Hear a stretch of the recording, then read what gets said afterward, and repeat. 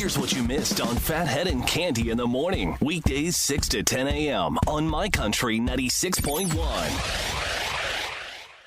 My Country 96.1, Phathead, Cande Roth. Looking at a beautiful day. We could hit 80 today. Sunshine abundant.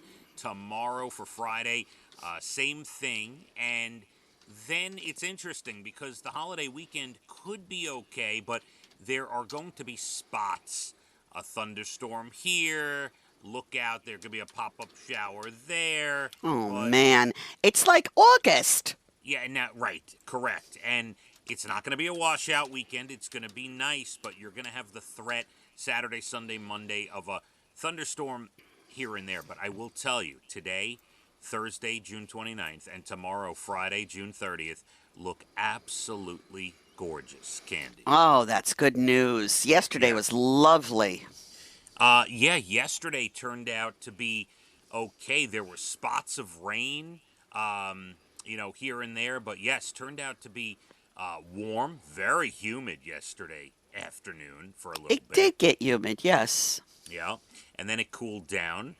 Dublin Deck was nice and cool. I actually, at a certain point, had to put a hoodie on, and then it not the hoodie.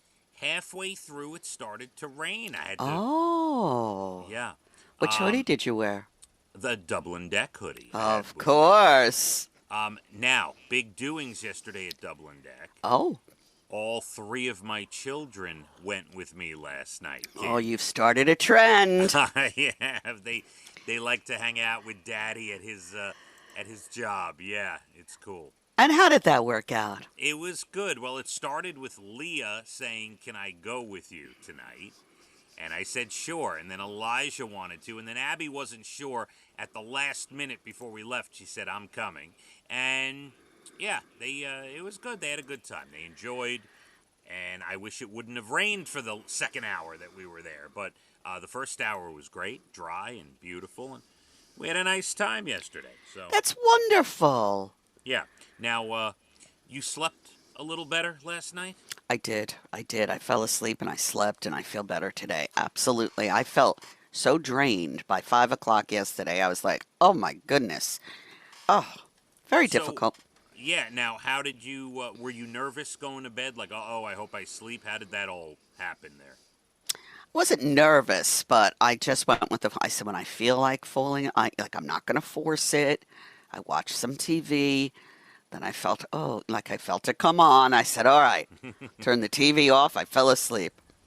Because sometimes when you're overtired, you start to overthink like, oh, God, I need to go to bed. I need to fall asleep, And it's a lot of pressure. And then you're like, well, I'm not falling asleep. What's happening here? I have to go to sleep. So I did. Right. It's crazy. You drive yourself nuts. I didn't do that. I was just like, I'm just going to go in, lay down, put the TV on, and when I feel that urge, and I did, and I slept, and thank goodness. All right, I'm glad you, Sleep is very important. Oh my God, there's nothing like. I mean, think right? Can you feel it if I say, think about the most tired you've ever been, and then think about putting your head on a pillow, Cande? Is there nothing better than that? Nothing better. Nothing better. Oh, it's so good when you're tired, yeah.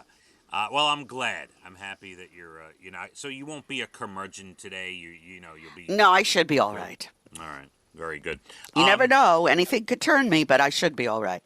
All right, so I'll give you a fun story, and it has to do with being tired. I was reading this thing about jet lag. So, they're Qantas, Qantas Airlines, Australia, right? Yes.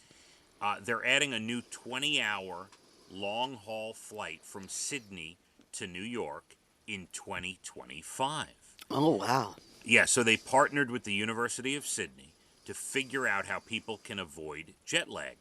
23 volunteers were monitored during simulated flights, so researchers could see if things like lighting scenarios and different menu options helped, but they did a simulation of the flight from Sydney to New York, and they found that when people ate chocolate during their airline flight, they tended to sleep better on the plane, Yes. Fewer issues with jet lag after the flight, and also performed better on cognitive tests during and after the flight.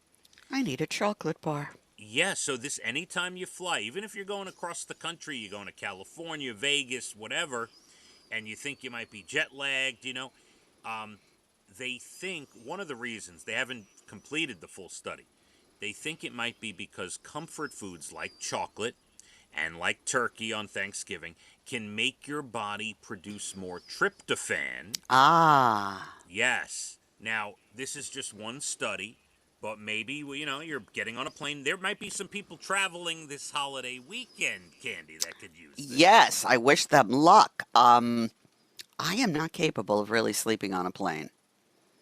Oh, I can never sleep on a plane. No. I mean, I might doze for a second, but I wake right back up. I mean, I cannot just take a nap. Now, if this is a long 20-hour flight, you're going to doze off. You're going to sleep. I would hope point. so. And then you see on TikTok and Instagram, like these first class accommodations where people have beds, they lay down. You've seen this, Candy? I haven't seen it, but I'd like to. Some of these airplanes now with the first class beds, the little private pods that you. Oh, I need a pod. That's it. I'm not flying unless I have a pod. Yeah. As a matter of fact, to your point, not being able to sleep on a plane, whenever I fly, I must have the aisle. I will always take the aisle because I don't sleep and I have no problem getting up so people can, go to the bathroom. Right. Yeah. I saw an interesting piece yesterday. I don't know if you read about this. A guy who years ago bought a lifetime ticket. I think it's with United. I'm not sure if that's the airline, for $290,000 back in the day. Mm-hmm. He has flown everywhere, like millions and millions and millions and millions of miles, okay? Mm-hmm. He's definitely taken advantage of it. So he was giving some tips. And he said, when you book your flight, like let's say you and Dana are going to Vegas, right? Mm. Book the window seat. Book the aisle seat. Chances are nobody's going to book that middle seat unless it's packed. Mm-hmm. Then you can, sit together if you have to. And that way you always know that maybe nobody will buy that middle seat and you have that whole row. And if someone does buy the middle seat, you might be able to talk them into taking the window. Or, I happen to like the window. Or the aisle. Or the aisle, that's right, because nobody really wants to sit in the middle. He said nobody's going to pick that seat. They're going to choose it because there isn't any other seat to have. That's very interesting. I never thought about that. And he is an expert, okay? He has flown, I'm telling you, everywhere, millions and millions of miles. Got his $290,000 worth for sure. Well, and this is also like concerts, right? If you go on the grid, if you're buying a concert ticket and you look on the seat map, chances are, if a show is sold out, the single seats, when there's single seats scattered around, they're going to be seats in the middle of rows. They're not going to be aisle seats. Right. So, yeah, I think that makes a lot of sense. And he said never check baggage. That was his advice. Oh, well, if you can get away with flying with just a carry-on, oh, my God, that is the easiest. That's the way to do it, right? Yeah.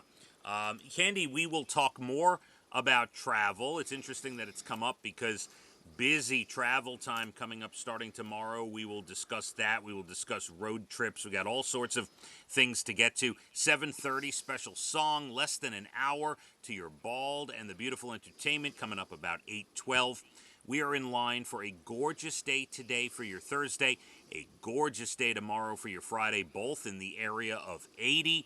Let's hit the roads, my country, 96.1. Phathead and Cande in the morning, weekdays 6 to 10 a.m. on My Country 96.1.